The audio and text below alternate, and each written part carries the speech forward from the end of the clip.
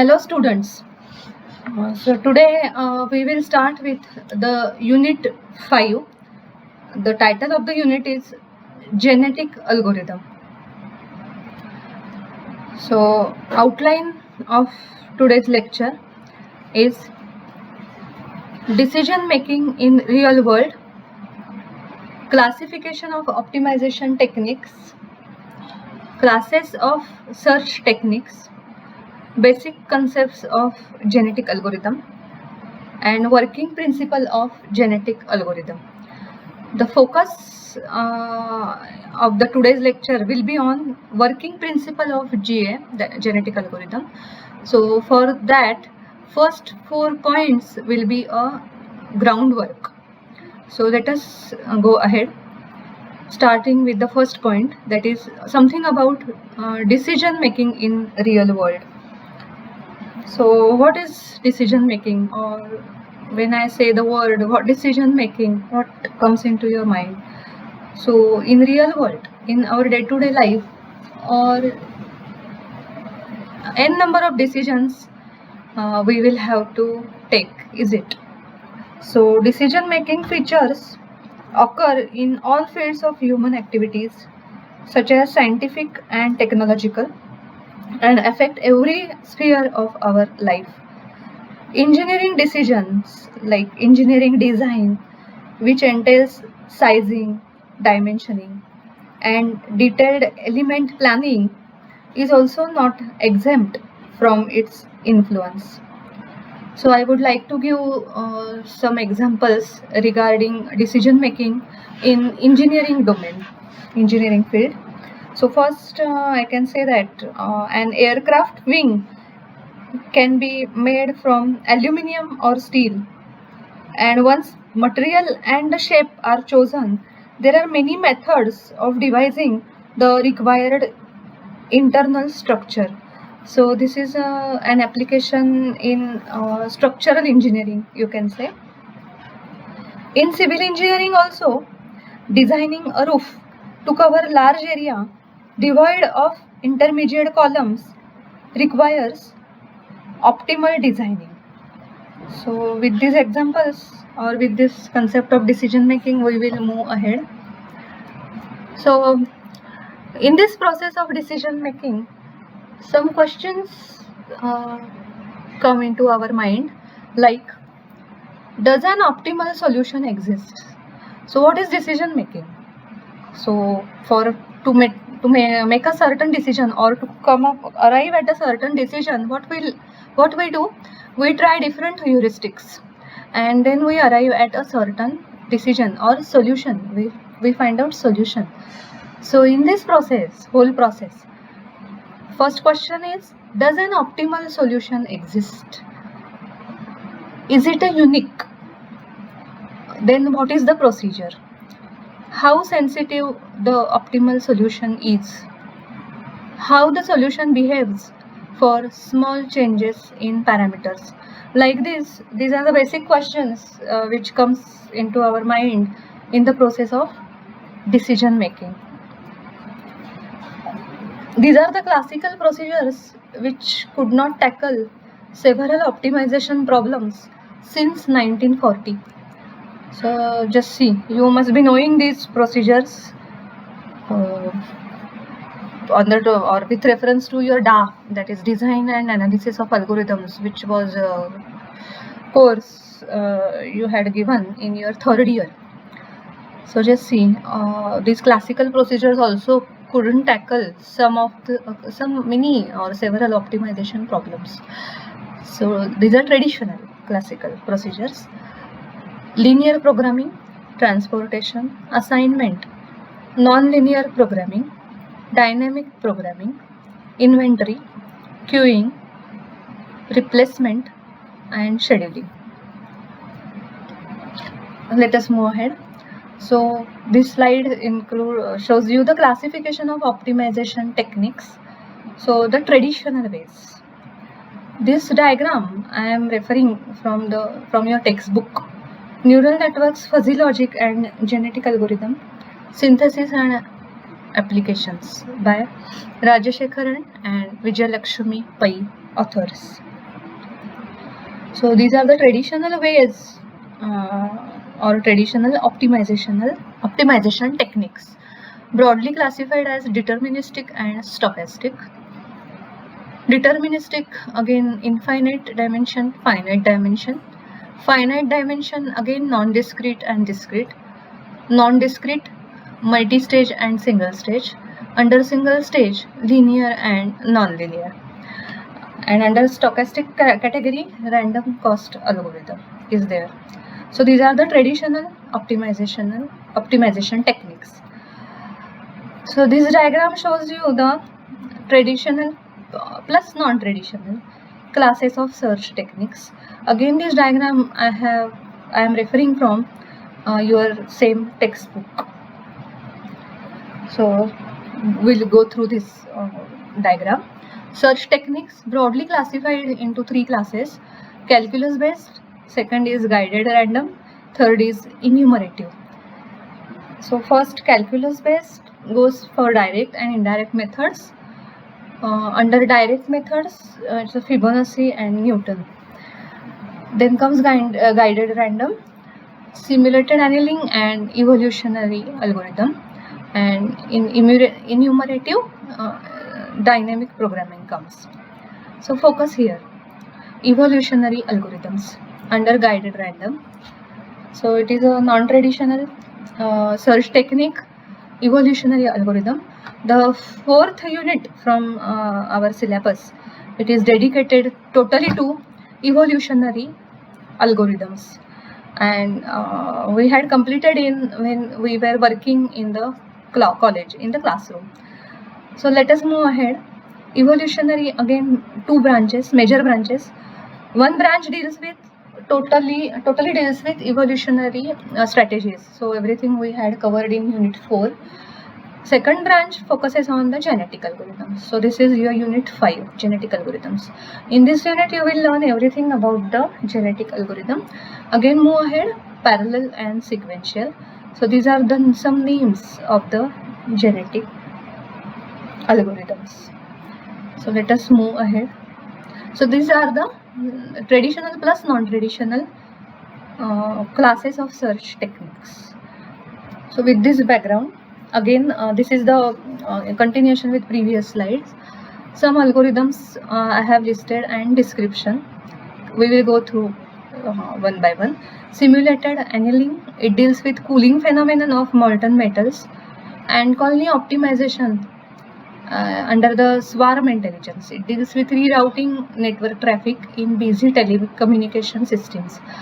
So swarm intelligence, again it is covered in great detail in your unit number 6 of the syllabus. Random cost, it is a stochastic algorithm which moves as enthusiastically uphill as downhill. Evolution strategy and genetic algorithm, they mimic the principle of natural genetics and natural selection. So this is all about traditional and non-traditional ways of optimization.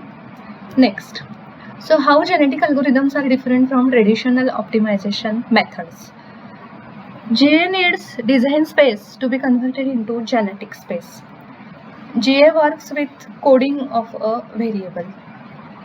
GA uses population of points at one time, in contrast to the single point approach by traditional optimization techniques.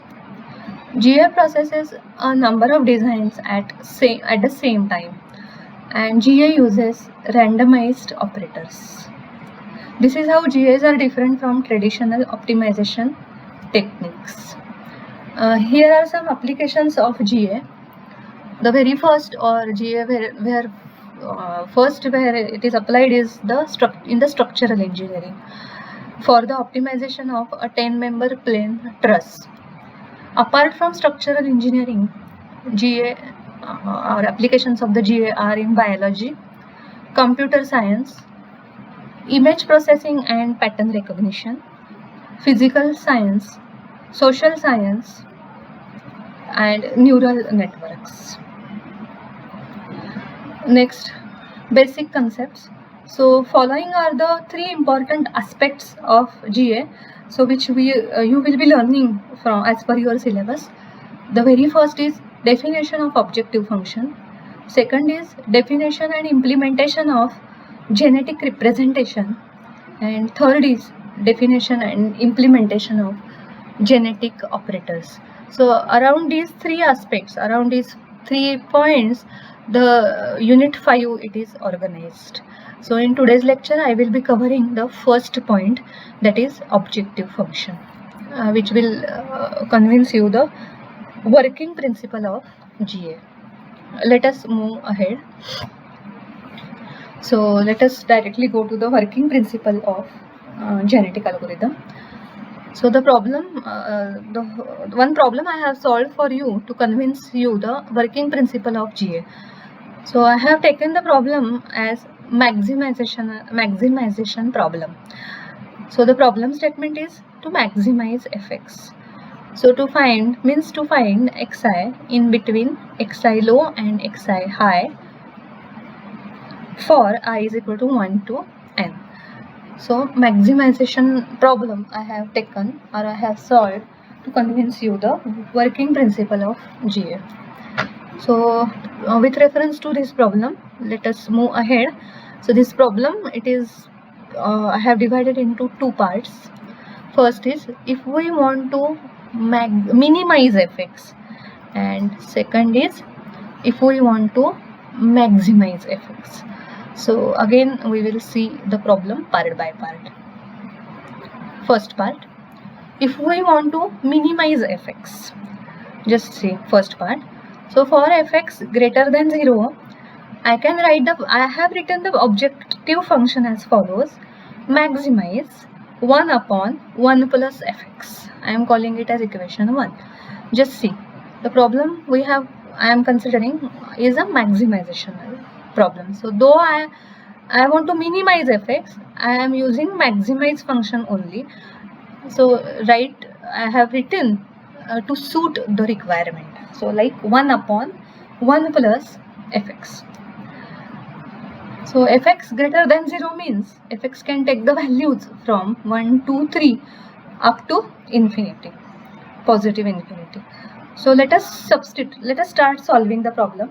Substitute these values of fx in equation 1. So by substituting fx is equal to 1, I am getting the objective function value as 0.5. If I substitute fx is equal to 2, I am getting the objective function value as 0.33. If I substitute fx is equal to 3 in equation 1, I am getting the objective function value as 0.25. If I substitute fx is equal to 4 in equation 1, I am getting the objective function value as 0.2. So on and so forth. If I substitute fx is equal to infinity in equation 1, I am getting the objective function value as 0. Just see, your objective function value, it goes on decreasing and finally it becomes 0. So it is seen that for fx greater than 0, the objective function value, it is decreasing from 0.5 and till it becomes 0. So let us focus on the part 2 of the problem. If we want to maximize fx now, in first part we have seen if we want to minimize. So exact contrast is the second part, if we want to maximize fx. So for fx less than 0, I have written the objective function as maximize minus of fx to suit my requirement. So fx less than 0 means fx can take the value from -1, -2, -3 up to negative infinity. So again do the same exercise as the previous case. So substitute in equation 2. So sorry, here it should be 2. It's by typing mistake. So substitute in equation 2. For fx is equal to -1, I am getting the objective function value as 1. For fx is equal to minus 2, I am getting the objective function value as 2. For fx is equal to minus 3, I am getting the objective function value as 3.